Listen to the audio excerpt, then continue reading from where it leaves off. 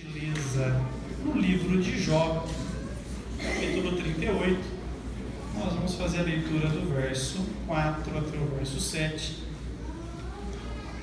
Nós lançamos um desafio, meus irmãos, de fazermos um estudo sobre a música no culto cristão.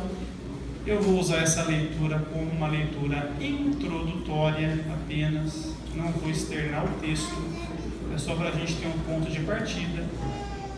Depois eu vou fazer algumas observações necessárias para começar o estudo, para que os irmãos interpretem corretamente nossas intenções e aonde pretendemos chegar com o estudo. Livro de Jó, capítulo 38, do verso 4 até o verso de número 7.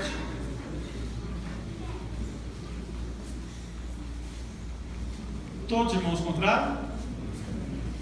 Meu Deus.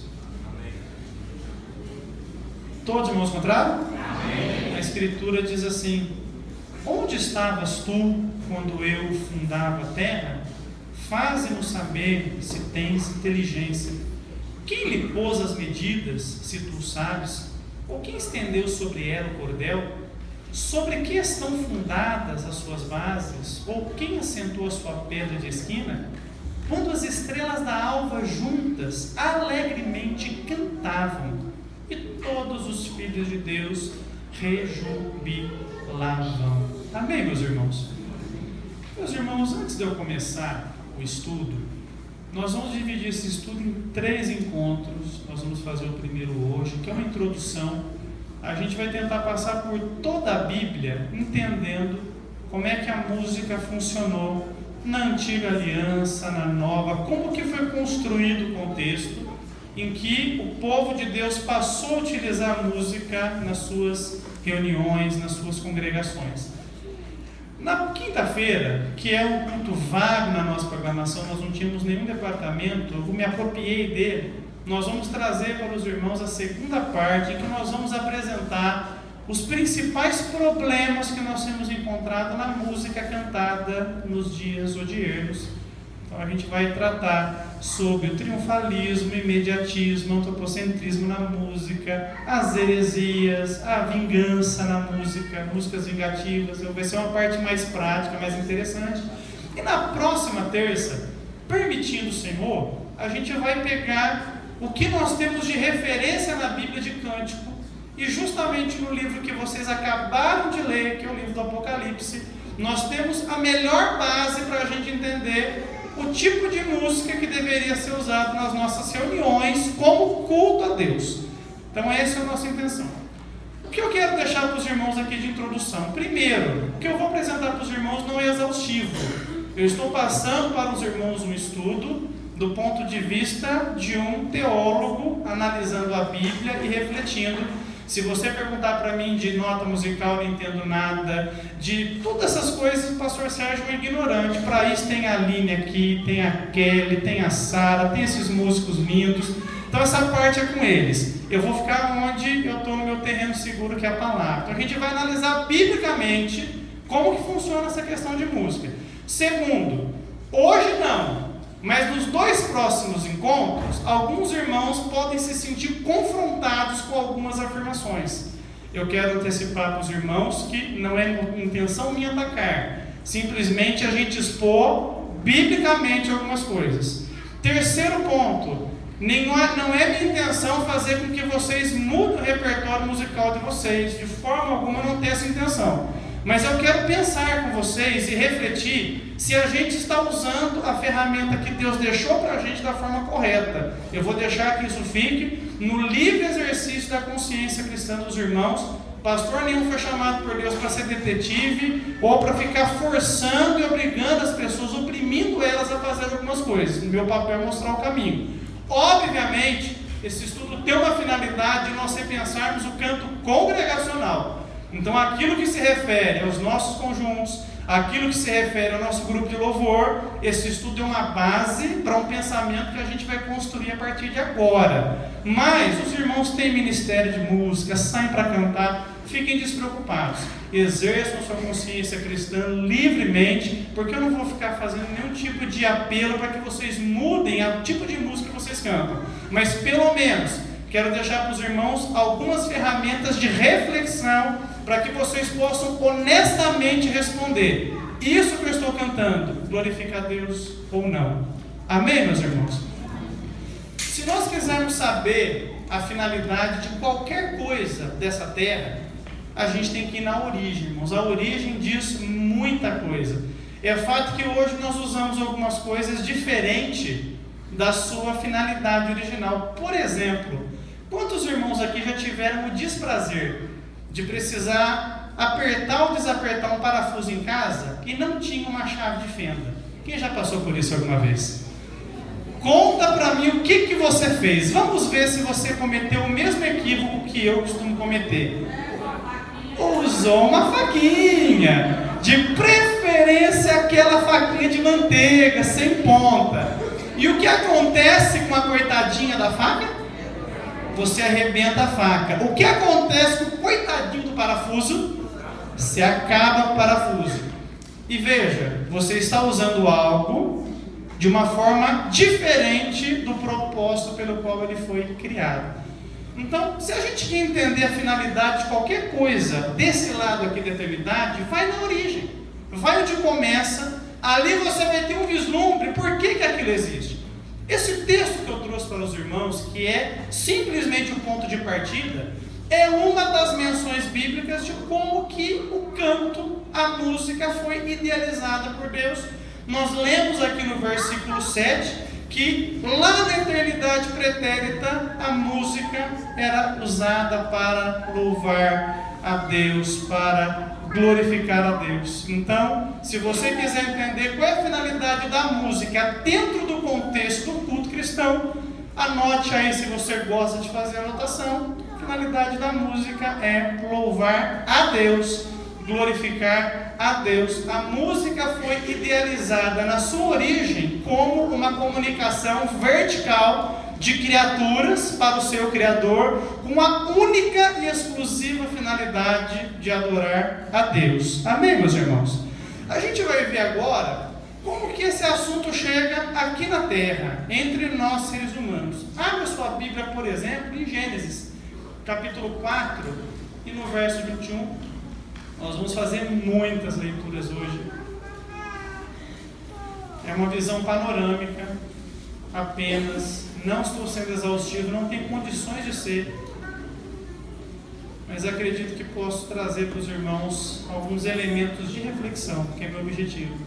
Gênesis capítulo 4, verso 21, nós vamos ter a primeira menção aqui na Terra de quando a música apareceu. Todos os irmãos encontraram? Quem encontrou, se levante e leia bem alto para a gente. Por favor. E o nome do seu irmão era Jubal. Este foi o pai de todos os que tocam harpa e órgão. Então nós temos em Gênesis capítulo 4, verso 21, um personagem chamado Jubal. As mamães gestantes aí, uma boa sugestão para o nome do filho, né? Jubal. Com certeza você não vai encontrar na escola um outro Jubal. É só o seu, esse é uma bênção. Você pode chamar de Juju, só não pode chamar de Baal, porque Baal é um nome idólatra, né? Mas está aí uma dica. Jubal, segundo a Escritura, ele foi o pai daqueles que tocam instrumentos musicais. Então nós vamos ver nessa linhagem aqui, que só para constar é a linhagem de Caim, não é uma linhagem piedosa, é uma linhagem que se opôs à revelação de Deus, a menção da onde surgem essa parte da música, dos instrumentos. Provavelmente aqui o uso não era o mais correto possível, devia ser para culto idólatra, mas a gente já vê que tem um momento em que a música chega até nós e ela vai ser desenvolvida. Gênesis deixa um hiato enorme, a gente não escuta mais sobre música até chegar no capítulo 31 e no verso 27. Abra sua Bíblia aí, por gentileza. Gênesis capítulo 31 e o verso de número 27.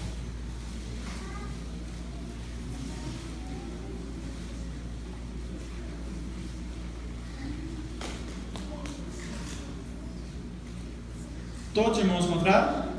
Amém. Amém? Quem encontrou, leia para a gente em alto e bom som. Porque fugiste ocultamente e me enganaste, e não me fizeste saber, para que eu te despedisse com alegria e com cânticos, com tamboril e com harpa? Nós vamos ver, meus irmãos, mais uma passagem que vai mostrar no seu contexto um aspecto da vida social desse povo aí de Gênesis, que as músicas já haviam sido agregadas como uma etiqueta social. Às vezes que a gente faz festa, né? Festa de casamento, festa de aniversário, tem uma música ali para comemorar, naquele tempo também tinha.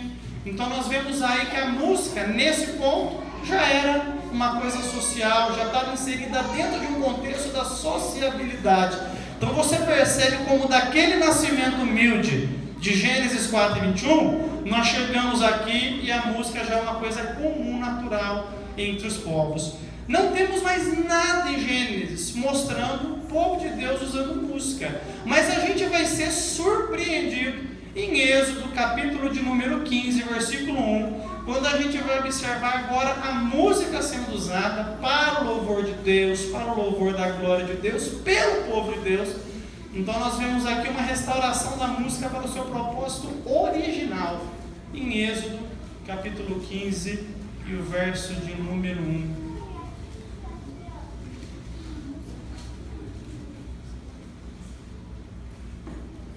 Quando eu era novo convertido, não era ainda muito habituado com acentos, né, meus irmãos? Eu pensava que era Exodó. Não é? Exodó. Aí o Geraldo no discipulado mandou a gente ler em Êxodo. Aí eu glorifiquei a Deus que eu fui assim livrado de um grande vexame, de um dia vir aqui na frente convidar vocês para abrir o meu Exodó. Não é? Então é Êxodo. Êxodo capítulo 15, verso 1. Quem encontrou, lê para a gente em alto e bom som. Então cantou Moisés e os filhos de Israel este cântico ao Senhor, e falaram dizendo: cantarei ao Senhor, porque sumamente se exaltou e lançou no mar o cavalo e os seus cavaleiros. Maravilha! Então você vai ver agora o povo israelita, esse povo que foi livrado por Deus com um braço forte da escravidão no Egito. Eles trazem a música agora para a sua vida devocional, usam a música agora com a sua real e correta finalidade, dentro do contexto de um culto cristão, da adoração a Deus, usando a música da maneira correta para louvar o Criador. Então você percebe que agora a gente vai ter um ponto de partida para entender como é que a música foi construída no contexto religioso do povo de Deus para a adoração a Deus. A gente vai perceber principalmente que no desenvolvimento de Israel, depois ali da escravidão, depois do êxodo, a música ela vai ganhando uma importância extraordinária na vida do povo, ao ponto de, abra sua Bíblia em 1 Crônicas, capítulo 25, verso 6 e verso 7. A nação israelita entender que deveria designar um grupo de pessoas que trabalhasse especificadamente com isso. 1 Crônicas, capítulo 25, o versículo 6 e o versículo 7.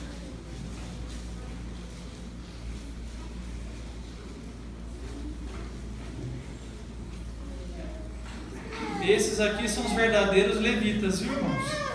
Você aí na nave da igreja, que gosta de se identificar como levita, você não é levita, não tem mais tribo de Levi, você é crente, salve Jesus. Então não cria um título que não existe mais nessa aliança, não costura o véu que Jesus rasgou, está rasgado. Então deixa rasgadinho, não costura ele de novo, que essa aliança antiga passou, caducou já. Quem achou? 1 Crônicas 25, versos 6 e 7, leia para a gente em alto e bom som. Todos estes estavam sob a direção de seu pai, para o canto da casa do Senhor, com saltérios, alaúdes e harpas, para o ministério da casa de Deus. Asaf, Jedutun e Emã estavam sob as ordens do rei, e era o número deles, juntamente com seus irmãos, instruídos com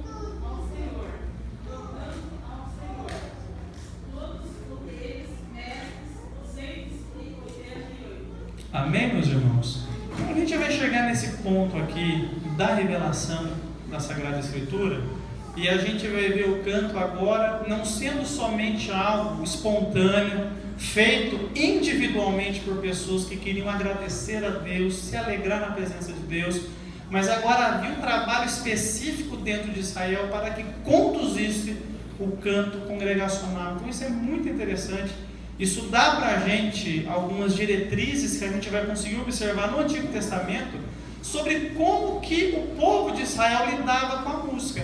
E é justamente aqui, nos Salmos, que a gente vai ter uma série de instruções interessantíssimas sobre como que era o tipo de música que era utilizada no louvor, na adoração israelita. Então a gente vai ter aqui algumas passagens bíblicas que vão dar algumas pequenas diretrizes para a gente. Quando a gente chegar na terça que vem e a gente pegar os cânticos que estão no Apocalipse e bater com isso que está aqui, a gente vai perceber que seguiu-se então uma linha sobre como que a música deve ser conduzida no culto a Deus. Abra sua Bíblia, por exemplo, no Salmo 34, verso 1. E outro irmão deixa aberto no Salmo 135, verso 1. Então, se você está anotando, coloca aí diretrizes para a música no Antigo Testamento. Vai ajudar você quando você for lembrar do estudo, para você ver como que a linha de pensamento foi desenvolvida. Os Salmos trazem algumas pequenas diretrizes. Salmo 34, verso 1. Quem encontrou, leia para a gente em alto e bom som. Louvarei ao Senhor em todo o tempo. O seu louvor estará continuamente na minha boca. Então veja só, louvarei a quem, irmãos? Ao Senhor. Então a música ela era cantada para quem?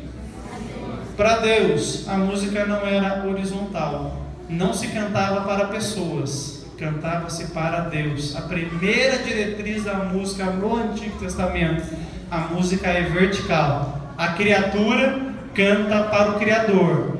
Dentro de um culto a Deus, a música horizontal, ela é estranha ao propósito ao qual Deus determinou para a música. Os irmãos entendem o que é música horizontal? Olha, irmão, Deus não quer te ver caído aí no chão. É a música horizontal. Eu estou cantando para uma pessoa. Se o culto é para Deus, eu canto para Deus. Se eu vou evangelizar alguém, eu canto para ele. Agora, numa reunião de culto, a música tem que ser cantada para Deus e somente para Deus, porque é vertical, é culto. Amém, meus irmãos? Então, a primeira diretriz que nós temos aqui no Antigo Testamento. Salmo 135, verso 1, a gente vai ter mais uma vez algo bem parecido. Quem encontrou, lê para a gente.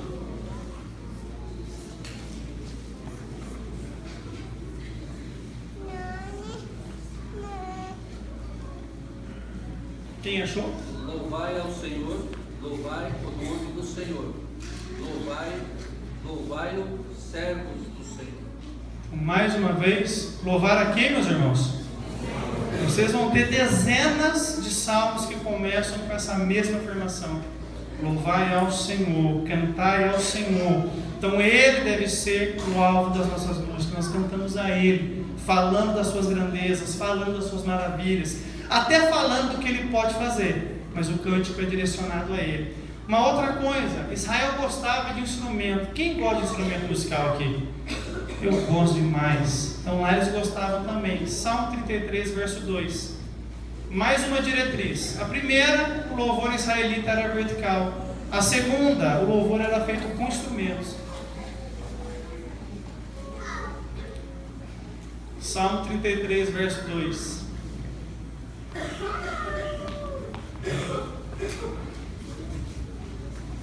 Louvai ao Senhor com harpa, cantai a Ele com saltério de 10 cordas. Muito bom. Então tem que usar harpa, tem que usar saltério. Outros salmos vão mostrar diversos outros instrumentos da época sendo mencionados.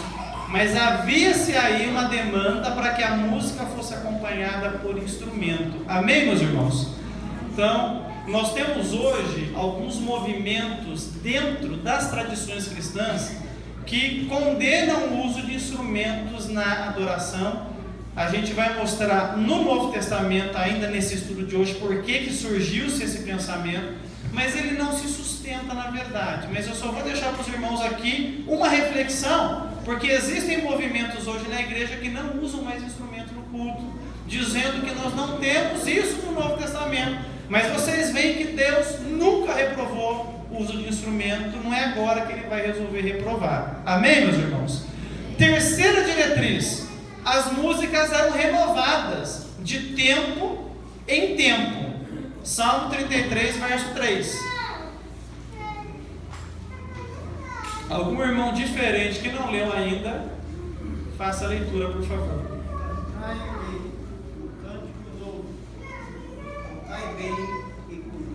Cantai um cântico novo. O que é isso? Renove as músicas. Deus deu criatividade para vocês. Irmãos, vamos fazer aqui uma leitura honesta, aplicando esse verso em particular para a gente. Quantos hinos tem a nossa harpa cristã? 640. Quantos que nós cantamos da harpa? Uns 15? Vamos lá, playlist de um culto assembleano. Vamos começar com o Foi na Cruz, o 15. Esse é oficial, não passa semana sem cantar ele 2 vezes. Qual outro? Quando o irmão não está com muita vontade de cantar, ele foi pego de surpresa. 200. Quão bondoso amigo é Cristo. Não é? Chuva de graça antigamente. Antigamente chuva de graça era sagrada, agora quase não canta mais. 193, a alma batida. Você pode ver o dia que você pedir para alguém, irmão, pede um hino, irmão, é rápido, 193. Irmão, não tem problema. Deus recebe o 193, recebe o 15, mas por que não cantar os outros? Por que limitar a nossa experiência tanto? Se a gente pode trazer criatividade para o nosso louvor, trazer diversidade para o nosso louvor. Então a gente tem que cantar um cântico novo. Irmão, fala a verdade, você é regente de departamento, você está aqui, tem 120 hinos na sua pasta, você canta 10. Aí quando o irmão do seu departamento fala, vamos cantar aquele? Ah não, esse não. Esse é velho, mas você canta o novo 40 vezes no ano. Então, vamos ser sinceros, é uma vontade nossa. Irmãos, vamos ser sinceros, honestos. Às vezes a gente tem má vontade. Agora, já imaginou se a gente tivesse um propósito de não repetir hino durante o ano? O hino que eu cantei hoje, eu só volto a cantar ele ano que vem. Quanta coisa nova que vai ter para a gente louvar. Quantos acham que é possível fazer algo disso aqui na igreja? Vamos trabalhar nisso, vamos variar. Então cantar o seu cântico novo. Então a terceira diretriz é que os cânticos eram renovados de tempo em tempo. Não se admitia a repetição. Mais uma diretriz, meus irmãos. Os cânticos, eles faziam parte dos ajuntamentos. Não se ajuntava os fiéis sem que houvesse cântico. Abra sua Bíblia no Salmo 149, verso 1.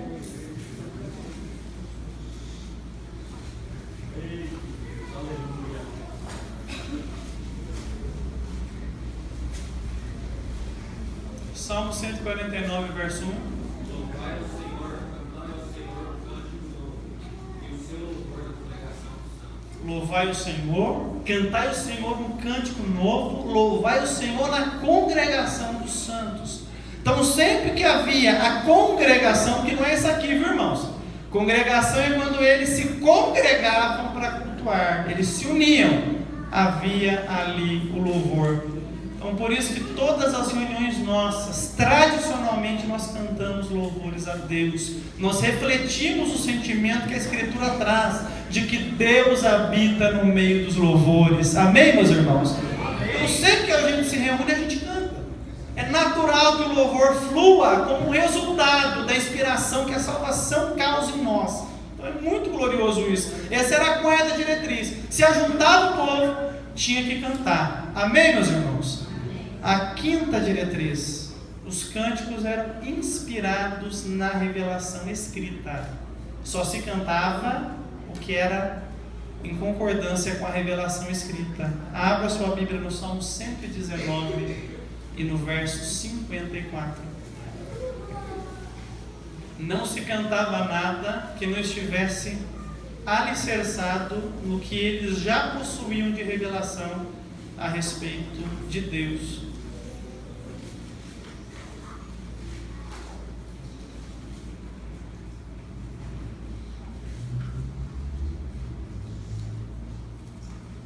Todos os irmãos encontraram? Salmo 119, verso 54. Quem achou, leia pra gente em alto e bom som. Os teus estatutos têm sido os meus cânticos na casa da minha peregrinação. Então, os teus estatutos têm sido o meu cântico. O que eram os estatutos nessa linguagem? A revelação que eles possuíam, a revelação escrita. Irmãos, honestamente falando, a gente avalia tudo que cantamos à luz da Escritura? Sim ou não? O que chama a atenção nossa numa música? Em primeiro lugar, hein? Primeiro é o som, a música. Primeiro o quê? A música. A música, a harmonia. Depois, a letra. Depois, o ritmo. O ritmo eu acho que vem antes da letra.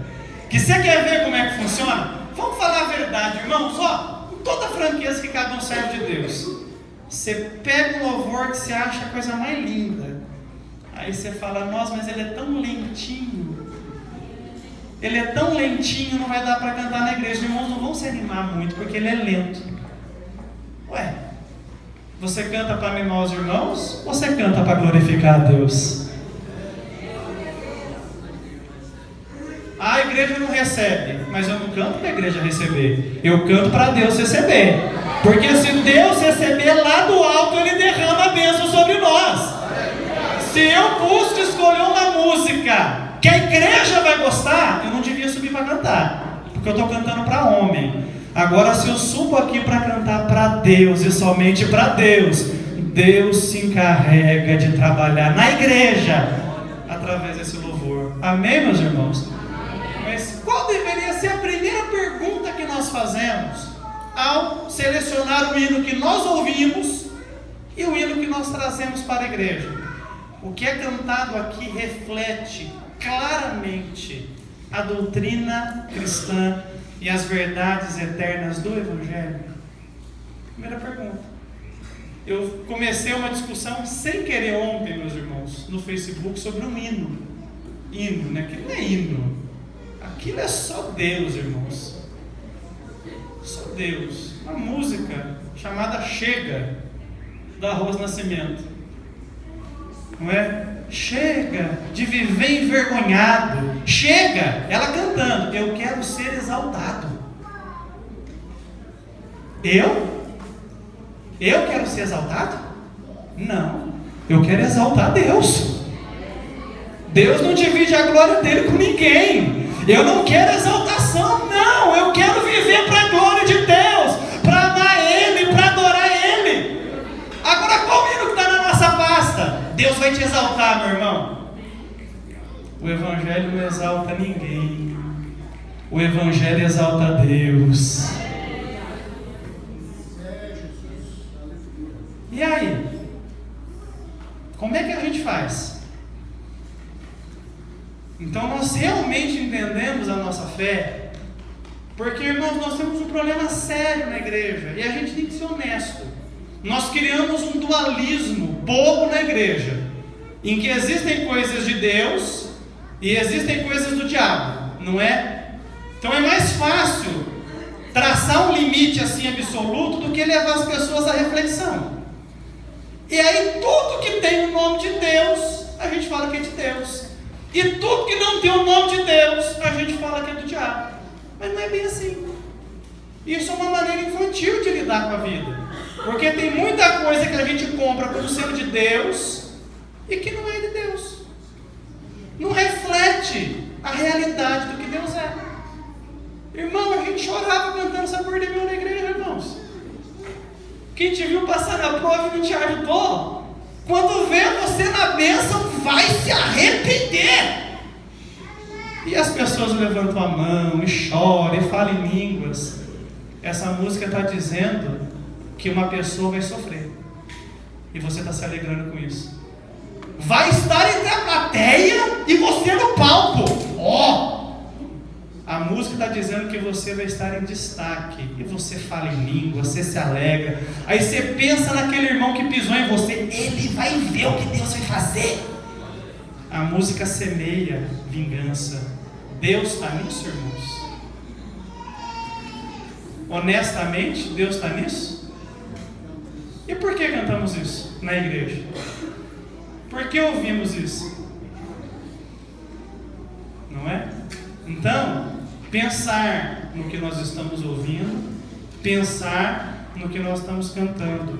Pergunte honestamente, você regente que está aqui, pergunte honestamente se os hinos que estão na pasta do seu conjunto refletem a nossa fé, as verdades eternas do Evangelho. Por que hoje não se escuta hinos que falam da morte de Jesus na cruz? Da depravação humana? Não é? O que nós cantávamos 20 anos atrás? A minha alma estava longe do caminho do céu. Eu era pobre e desprezível pecador. Só verdades bíblicas.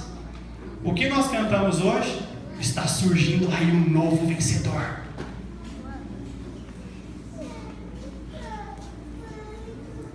Como aí? Como assim?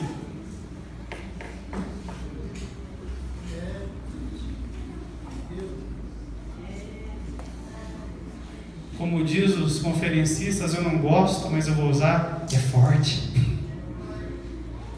Deixamos de pensar, porque a gente está interessado na reação das pessoas e não naquilo que glorifica a Deus realmente. Deus não rejeita a oração.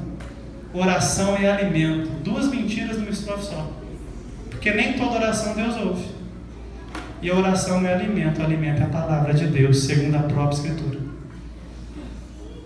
Pensamos no que a gente está cantando? Sim ou não? Então veja, irmãos, que nós temos caminho para trilhar. Só nessa diretriz a coisa já aperta para o nosso lado. Porque nós não levamos em conta o que Deus revelou acerca de si próprio na palavra. Para pensarmos naquilo que a gente vai cantar.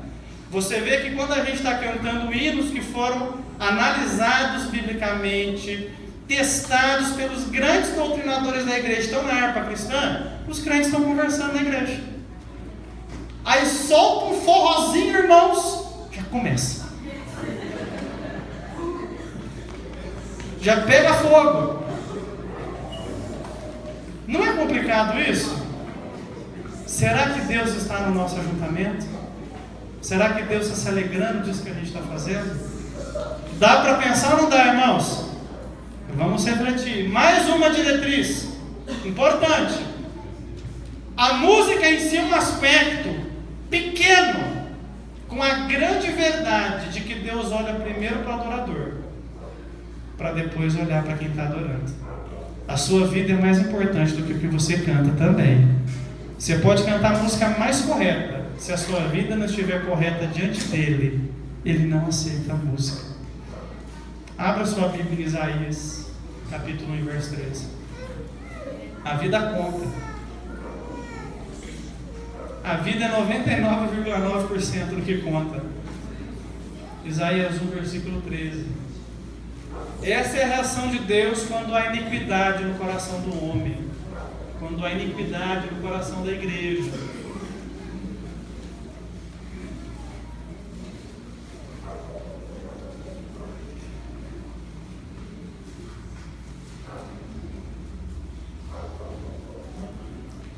Todos os irmãos encontraram? Quem achou, lê para a gente em alto e bom som. Não tragais mais ofertas de baldes, o incenso é para mim abominação, e também as festas de lua nova, e os sábados, e as convocações das congregações. Não posso suportar iniquidade, nem mesmo o ajuntamento solene. Então, além de seguir todas essas diretrizes, a última e a primária, que sobrepuja todas as outras. Deus leva muito em conta aquilo que nós somos na presença dele. Se a minha vida não estiver correta, de nada importa a voz bonita, a técnica vocal, a qualidade do playback. O que conta é quem eu sou diante dele. Porque essa verdade sempre existiu. Deus procura os que o adoram em espírito e em verdade. Aleluia. Amém, meus irmãos? Citando o Novo Testamento, mas ainda citando a Aliança Antiga, até Jesus cantava hinos. Abra sua Bíblia no livro de Marcos, capítulo 14, verso 26. Até o Salvador cantou.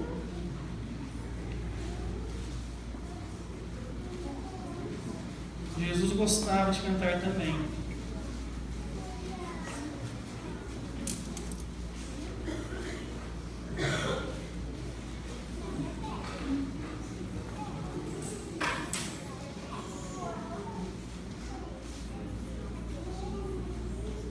Todos os irmãos encontraram? Marcos 14, verso 26. Quem achou, lê pra gente em alto e bom som.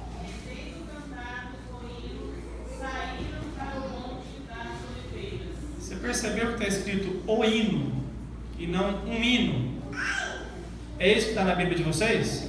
O hino. Então era um hino específico. Quem sabe que hino era esse?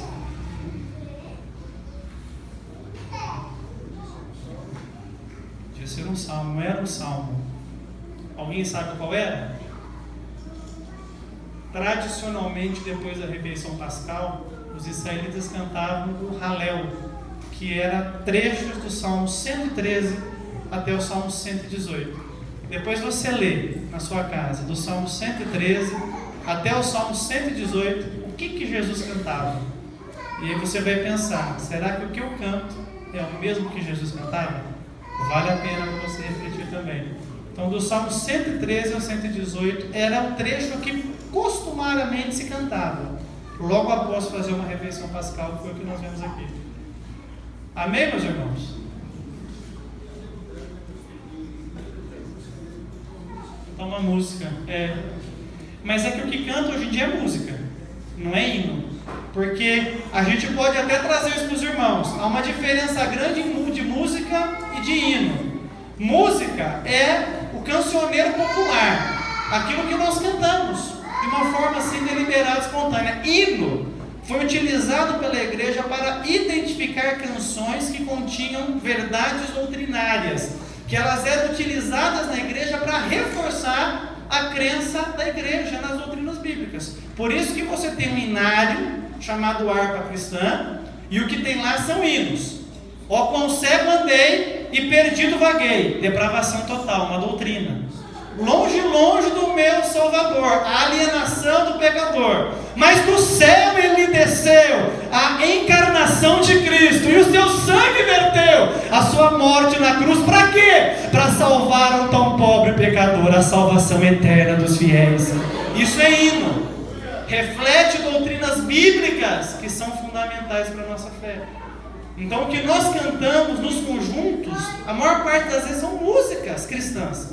Mas hinos são aqueles que expressam esse tipo de verdade. Eles têm a característica estrofe, coro, estrofe, coro, estrofe, coro. Então, eles têm uma característica específica. Amém, meus irmãos?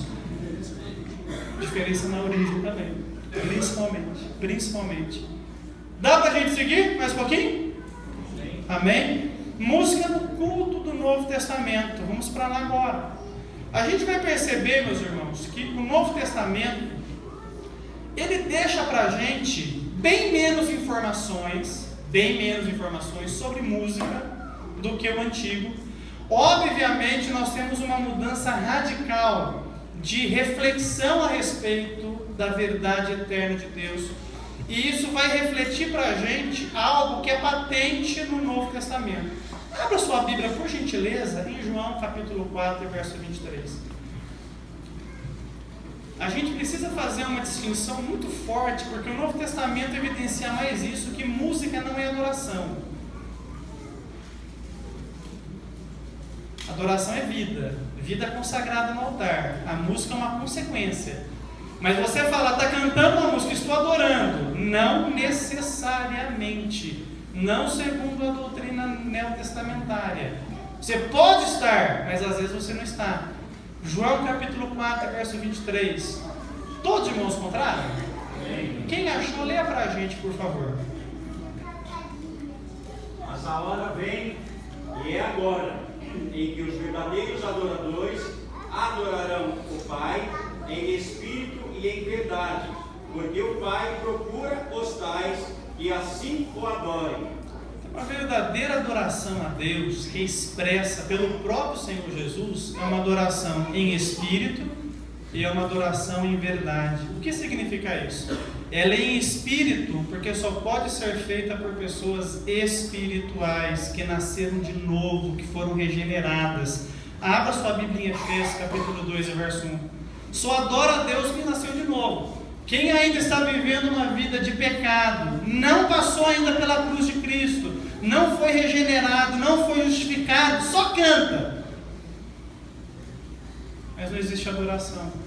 Então, adoração em espírito é uma adoração espiritual feita por pessoas espirituais que foram vivificadas pelo Senhor.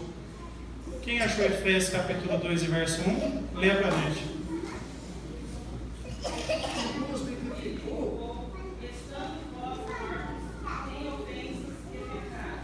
Maravilha! Quantos foram vivificados aqui? Adore o nome do Senhor Jesus.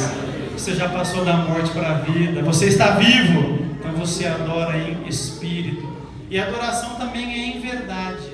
O que significa isso? Ela é resultado de uma vida pautada na verdade eterna do Evangelho.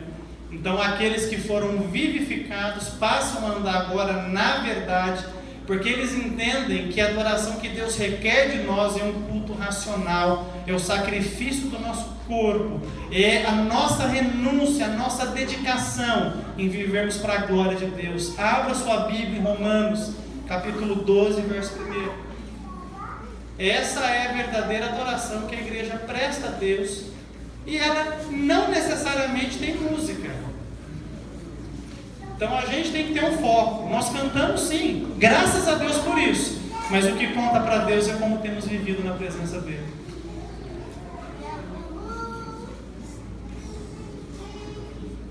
Romanos capítulo 12, verso 1.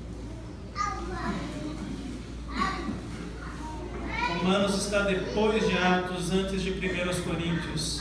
Rogo-vos, meus irmãos, pela compaixão de Deus, os vossos corpos vivos, santos e agradável a Deus, é o vosso culto racional. Eles ficaram fazendo um bang-bang, vocês perceberam? Um lia um pouco, depois o outro. Mas vamos fazer um negócio bonito? Lê os dois juntos, por favor, que daí todo mundo escuta. Glória a Deus. Rogo-vos, meus irmãos, pela compaixão de Deus, que apresenteis o vosso corpo em sacrifício vivo, santo e agradável a Deus, que é o vosso culto racional. Aleluia. Você quer saber o quanto que você adora a Deus? Quantos querem saber o total que você adora a Deus? Levanta a mão aqui. É o quanto que você obedece a Ele. Aleluia! Aleluia! O culto do crente é 24 horas. Ele acorda adorando, ele passa o dia adorando, ele dorme adorando, ele janta adorando. Quando ele vai jantar com um executivo internacional, irmão Levi, porque ele é um bom profissional, ele está adorando. Quando ele vai visitar um familiar que está precisando de algo, ele está adorando. A verdadeira adoração é o quanto eu sirvo a Deus, o quanto eu demonstro ao mundo que Ele é o Salvador e que Ele é santo. Adoração é vida, adoração é renúncia, adoração é consagração, adoração é obediência, adoração é humildade, adoração é orgulho quebrado no altar de Deus, adoração é humildade diante do Senhor. O Novo Testamento silencia um pouco com o assunto música na vida cotidiana da igreja para que o cristão não erre. Não adianta cantar bonito se a vida é feia. A melodia que agrada a Deus é uma vida dedicada a Ele, uma vida de fé, de esperança, de amor. Mas a igreja canta? Claro que canta, mas a vida vem primeiro. Isso é o mais importante. Observa, por exemplo, que os apóstolos cantavam. Abra sua Bíblia em Atos, capítulo 16, e verso de número 25.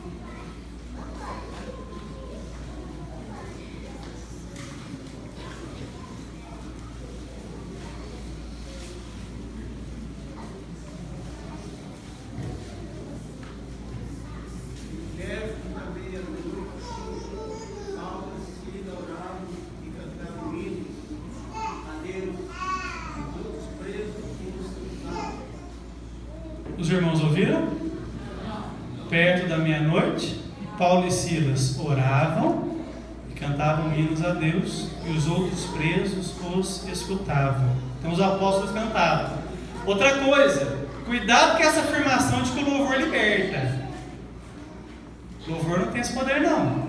Louvor quebra barreiras. Para com isso. A gente só observa nesse texto que eles cantavam. Mas o que eles fizeram antes de cantar? Orar. A oração faz essas coisas, porque a gente fala com Deus e Deus liberta, Deus quebra a cadeia. O meu louvor foi feito e idealizado por Deus para adorar Deus somente. Amém, meus irmãos? Cuidado com esses excessos neopentecostais que não refletem nada as doutrinas da graça de Deus. Cuidado com isso. A igreja, alegre pela salvação, canta também. Abre aí Tiago, capítulo 5, verso 13. Quantos aqui estão alegres pela salvação que receberam? Adoram o nome de Jesus. Então canta.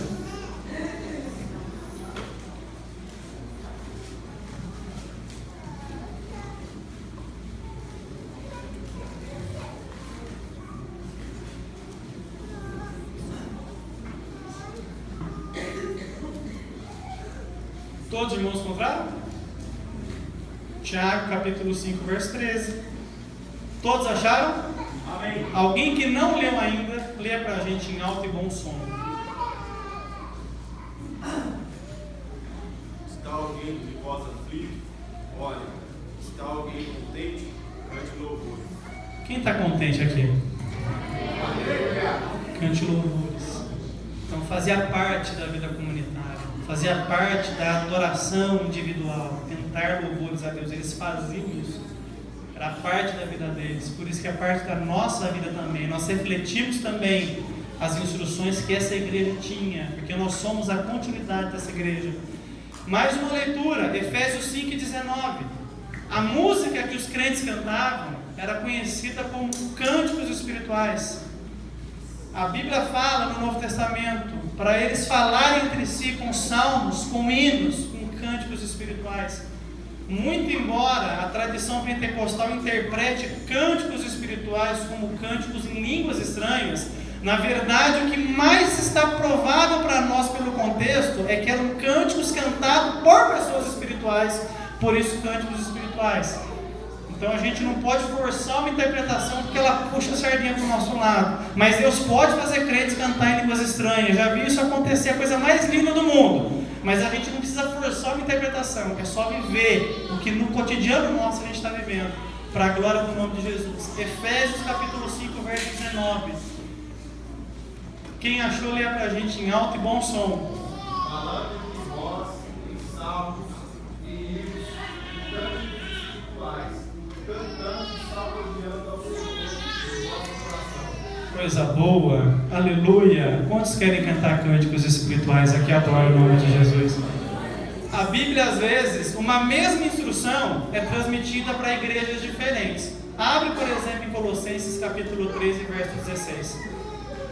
Então, o mesmo autor falando com dois rebanhos diferentes, mas ele tinha uma instrução parecida para ambos. Então a igreja gozava de unidade doutrinária, gozava de costumes semelhantes. Colossenses capítulo 13, verso 16.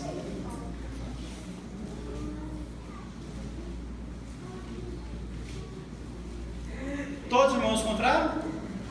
Alguém que não leu ainda, faça a leitura para a gente em alto e bom som.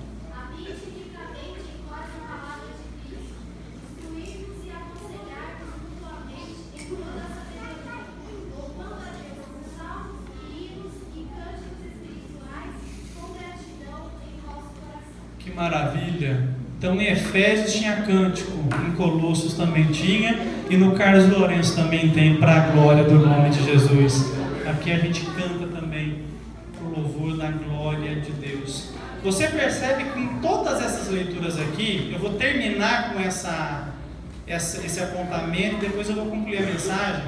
Os irmãos vão ver, principalmente os irmãos que mexem com música. Você vai pesquisar lá estudos bíblicos sobre música. Há um movimento fortíssimo na internet questionando a utilização de instrumentos musicais no Novo Testamento, e eles vão falar com clareza. Não há nenhuma menção no Novo Testamento de que a igreja usava instrumentos. E eles vão pegar citações dos pais da igreja que condenavam o uso de instrumentos no culto. Irmãos, não fiquem assustados com isso, nem desesperados com isso. A gente sempre tenta fazer a novidade acontecer na igreja, né? Não basta o evangelho para a gente vai criando coisas para tornar a fé cada vez mais complicada, cada vez mais chata. Então, é fato que o Novo Testamento não falava nada disso. Porque nós estamos aqui numa igreja nascente, que se reunia em casas, uma igreja empobrecida, que não tinha recursos para ter isso. Então o que eles podiam fazer? Cantar. Qual era a instrução bíblica que eles tinham? Que a vida era mais importante que o cântico. Obviamente eles não agregaram isso. Mas se você observar na história da igreja, conforme a igreja foi ganhando forma, puderam se reunir em locais específicos, automaticamente os mesmos pais que outrora proibiram foram trazendo os instrumentos para as congregações, e hoje nós temos, graças a Deus, pessoas que tocam para a glória de Deus. Eu vejo os meninos aqui tocando, eu fico maravilhado, a qualidade, a técnica, a sincronia, e isso, irmãos, é para a glória de Deus também. Então pode trazer seu instrumento, vamos tocar, que com certeza Deus se agrada disso. Amém, meus irmãos? Amém. Por que essa introdução foi feita assim, dessa forma? Porque o zelo é uma característica do povo de Deus. Amém, meus irmãos? O povo crente é um povo que, segundo a Bíblia? Zeloso. Então, o zelo deve ser em tudo que se refira à nossa fé, em todos os aspectos. Então não adianta nós construirmos na comunidade uma cultura bíblica, com bons ensinamentos da palavra, com pregadores escolhidos a dedo, que vão trazer Bíblia para o povo, e nos nossos cânticos a gente despregar tudo que sai do púlpito. Então a gente precisa refletir com muito zelo e com muito cuidado aquilo que nós temos cantado em nossos cultos. Por quê? A música tem um efeito doutrinador terrível. Irmãos, eu soltei uma vez em casa o Chega da Rose Nascimento, e agora a irmã Eva e eu o dia inteiro em casa, de repente chega, começa a cantar e a gente para. Por quê? A pregação você escuta uma vez e você guarda de 5 a 10% do que foi pregado. Por quê? Você está prestando atenção em quem está na sua frente, em quem está do lado, nos gestos que o pastor faz, na cara dos obreiros. Mas a música, ela já tem um elemento a mais, ela tem a melodia. Isso é organizado mais facilmente no cérebro. Você escuta a música uma vez e você consegue cantar ela inteirinha. Verdade ou mentira? Então perceba que a música, ela pode ser uma bênção, mas ela também pode ser perigosa por fomentar valores e doutrinas que não refletem o Evangelho. E se a gente entra pelo caminho que não é da verdade, Deus não está nesse caminho mais. Amém, meus irmãos? Então essa é a introdução que a gente vai fazer. Na próxima quinta-feira, agora depois de amanhã, a gente vai ser um pouco mais incisivo, vamos falar mais francamente. Vou trazer exemplos de músicas aqui que nós cantamos, que tem heresias terríveis, e vocês vão ficar de cabelo em pé. E aí, na terça que vem, a gente vai analisar os cânticos do Apocalipse que estão ali, e aí vocês vão ver mais ou menos o que é cantado no céu. E a gente vai tentar reprisar isso, replicar isso nos nossos cultos aqui. Amém, meus irmãos? Fique de pé em nome de Jesus.